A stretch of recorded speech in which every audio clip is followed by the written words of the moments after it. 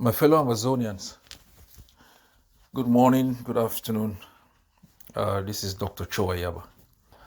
Today is the 8th, July 2024, and this is my daily briefing to our dear people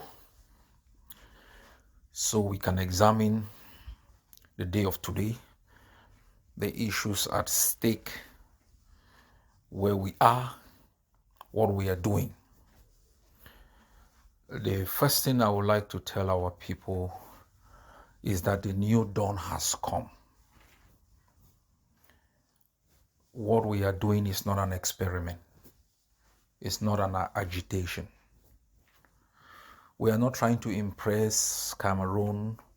We are not trying to use our actions to seek compromise or seek the sympathy or mercy of those who've murdered and looted our land for 63 years.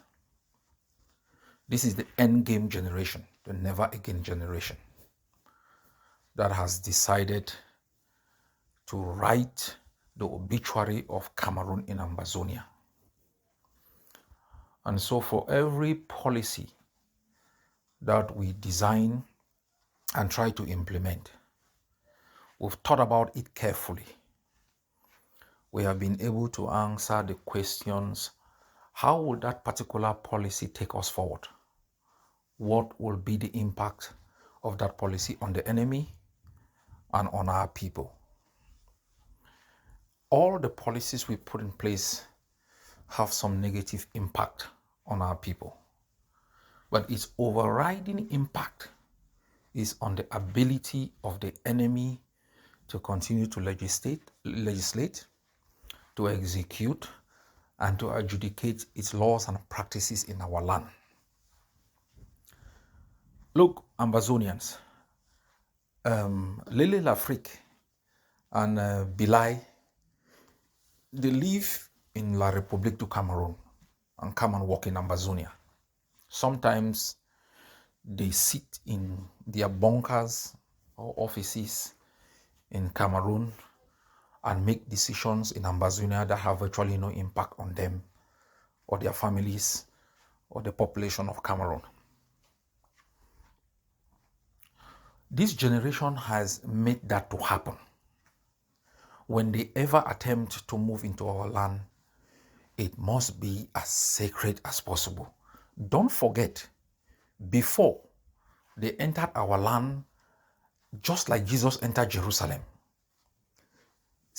we were on the roadside clapping for them, waving, raising their flags. They had their CA number plate. That no longer happens. This is a small victory for you. That the enemy does not enter your country with the triumphalism that has characterized their existence in our land. That's a small victory. I am doing this explanation for you to know how we design the concept of the block by block. It's like building a house. It's brick by brick. When we were making mud bricks there in Amba, they say you need to make 3,500 bricks. Sometimes you don't know when to start. You begin, you dig your hole, you make your mud, you smash it, you make your first brick, you place it. You know you are in motion. You make the second one, you place it near the first one. Before you open your eye, an entire surface area has been covered, 100 bricks. And you kept going. This is the logic of the block by block. We achieve a victory incrementally, bit by bit. When you take a victory and you do not know what to do with it, you will be confused. If you do not know that it is this little victory that if you put together will give you that freedom and independence, then you will not understand the logic of the strategies we put in place. They can't drive again on our street raising Cameroon flag and standing on cars because we'll pluck their heads off. You see them driving around again with CA. You think the DO who lives Let's say he leaves a Boya, wants to go to Moyoka. He is just going around carelessly. Because they know who is in charge. They know who owns the land. Remember, I think a section in the Bible that talks about when the master comes in. The thieves have been ravaging everywhere, and suddenly the master comes in. These are the victories that will constitute the overall victory for freedom and independence. We tell them no number plate. Oh, people ask, how is no number plate going to give us independence? It is the acquisition of authority. Occupation is about authority. Who has power? Who controls? That control may not be physical, it can be psychological. Tell me how you feel when you walk down the street and you check a vehicle. It doesn't have CEMAC number plate. Are you a member of the Central African sub-region? No, you're West African. These barbarians force us into their orbit and mess up with our heads. Now you know how you feel when you walk down the street and the enemy is clustered in certain roadblocks with bulletproof, or they are driving on your street with armor car. Before, how did they drive? How did they walk on your street? Like they own a piece of your heart. Like they can dictate what quantity of oxygen you breathe. We have imposed a cost. You know how much it costs Cameroon per day to keep the thousands of forces it keeps, feeds them, pays their family. You know how much it costs the state? Before, it cost them nothing to occupy Ambazonia. Now you have imposed a cost. If you keep increasing that cost, you want to reach the tipping point where the benefit is far lower than the cost. That is when you reach their capitulation.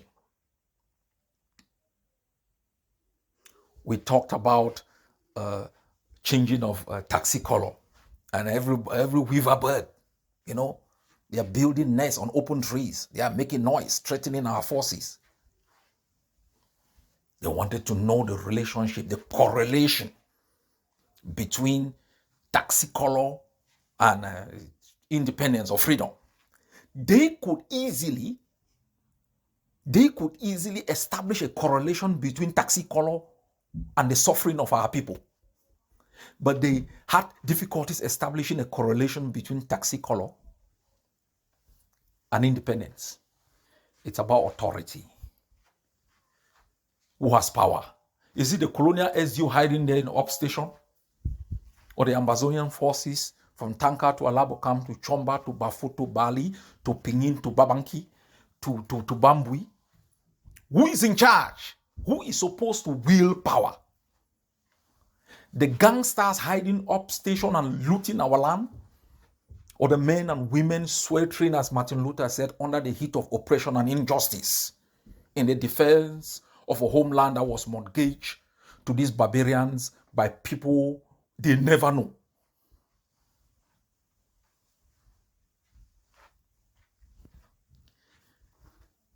They ask people to pay taxes, 5,000. These people have increased the price of alcohol. They've increased physical stamp. They've increased how much you pay for their ID card. And very soon, we will decide on ID card. Whether you don't use it or where they have the green, red, yellow, you cut it off. Let us finish yellow color. But begin to think about an ID card that does not have you. You see, I think it's the top right-hand side with the green, red, yellow. Yes. I will be providing scissors to our forces. Nothing in that land will resemble Cameroon. We will take back authority. We will take back control. That is what they call self-government. You decide how if you want to eat achu in the morning, achu in the evening, cassava and akop in the evening, that's your piece of shit. It's not that of La République. That's about what we call freedom.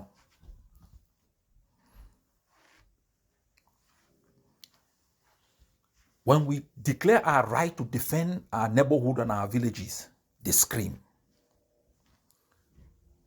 A lot of them, When the period of uprising, when Ambazonian mamas and papas are all the way on the street.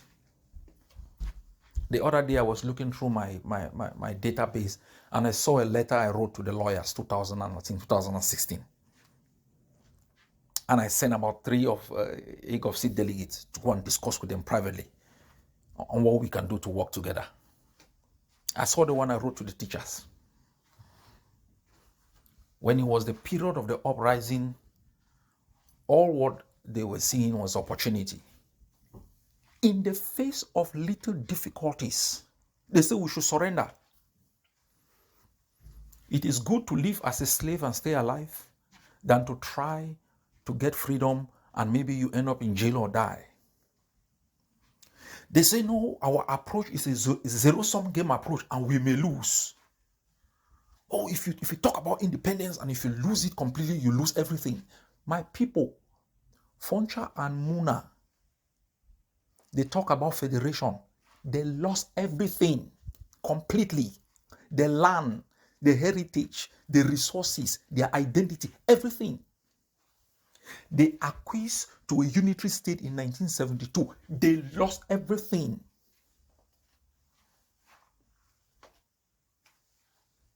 So now it's zero-sum game. We completely take everything over or they take us as physical slaves forever. There is no middle ground, no room for compromise, no room for coexistence. So, and the stupidity about these people who tell us that, oh no, we are extreme. What bothers me a lot is this. Let's assume that you want to stand for a middle ground, whatever your middle ground is, whether it's your special status, whether it's the dog status, whether it's the banana status. Let's say you want to stand on that foundation. What is the foundation upon which you think the enemy can deviate from and seek compromise with you? Is it not the armed resistance? The reason why we tell you that all of those who are out there making noise and they say they want federalism, well, no, they don't want anything. They want one Cameroon where we don't exist. That is why the first thing they do is to attack us, is to try to destroy us. For anybody who thinks they need compromise with Yaoundé, they will back us up. They will tell Yaoundé that, listen, if you do not want to make compromise with us, and then we better go and line up behind the Ayabas. The first thing they do is to try to destroy the resistance, attack its credibility. They declare the defeat of Ambazonia even before the enemy does, as the foundation of their capitulation. These guys are psychic.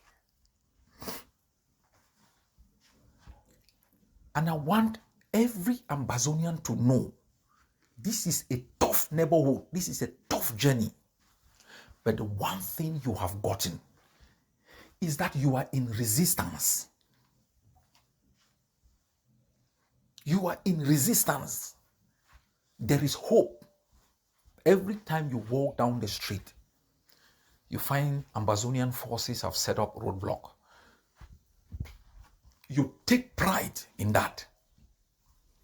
Don't believe in the manipulation where the enemy tells you, oh, they've set up roadblocks and they're extorting people. For your entire existence, Kale checkpoints, even till today, they have set it on the basis of what? Security. When Ambazonian forces set it up, it's on the basis of extortion. That is the narrative they have thrown on us for so long until you start believing it. They have also defined our forces as Amber Boys. Amber Boys, the generic name given for kidnapping for ransom. Amber Boys is the generic name given for insecurity. Amber Boys is the generic name given for everything bad about the Ambazonian nationalism. You have embraced it. You see our forces, you call them Amber Boys. Are there no girls in the forces? These are Ambazonian forces. The enemy always dictates who you are. They call you Northwest, you embrace it. You fight and die for it. They call you province. You say you are province. They call you Le Bamenda. You are Le Bamenda. They call you Le Biafran. You are Le Biafran. They call you are a region. You are accepting every nonsense. When Gorgie got up and said this place is an indigenous land with its name Ambazonia, some people say, oh no, don't call it Ambazonia. The UN does not recognize it. UN has to recognize your own name. It's like when Mami Frida said, che, I have to ask some UN to determine what my name should be. They should call me Roger. Aha. We must rebel against this state of affairs. It's cancerous. It's cancerous, my people. You are only seeing La République physical occupation. You don't understand the mental destruction of the foundation of the Ambazonian society.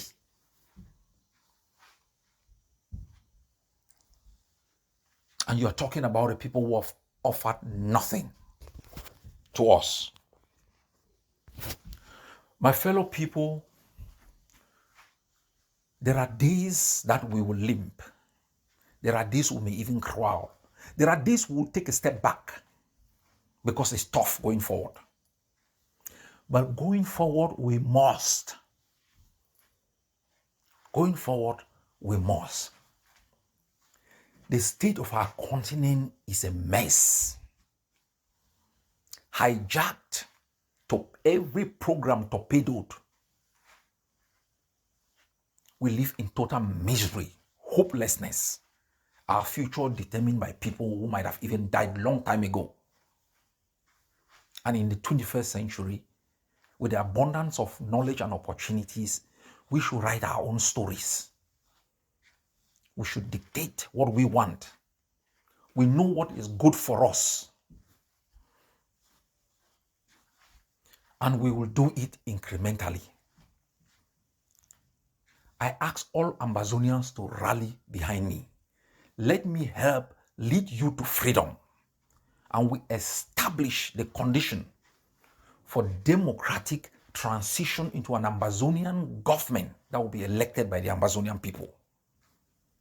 For now, if all of you rally, it will not take us any time to write these people out. Pay your liberation tax. Respect the laws that we put in place. That is your form of defiance. Accept the little pain that comes with this investment. Your children will reap the benefit of that pain. Accept the fact that some other people have died for you. Accept the fact that some are in jail for you. Accept the fact that some are IDPs for a dream far bigger than each and every one of us. The supposed noise and chaos being propagated is the propaganda strategy of the enemy. As I wrote yesterday, La République is a bully. There is no day you have sat and you are expecting a speech from Bia and that speech has given you hope. It has been arrogance upon arrogance upon arrogance. Every time he comes on TV, he describes you people as terrorists, as les Anglo, as whatever. He has never changed. His military has never changed. They are bullies. And there is only one way to contain a bully. It's not to blink.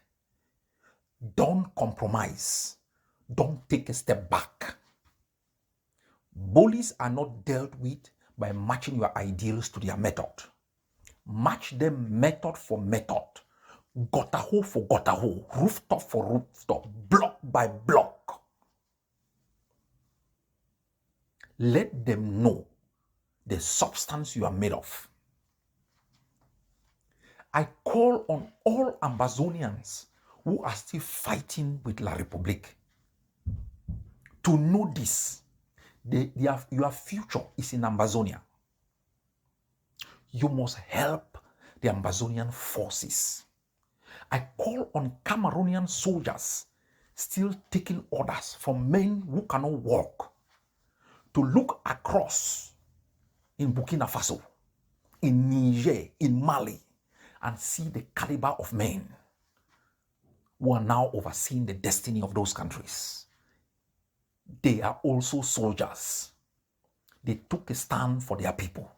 They refused to take orders from people whose only idea is on how to make benefit for themselves and fulfill obligation for the interests of corporate giants across oceans. And they should stand up, overthrow the Biya regime and take charge. The end of Cameroon has come. The end of the regime has come. Everyone should muscle up.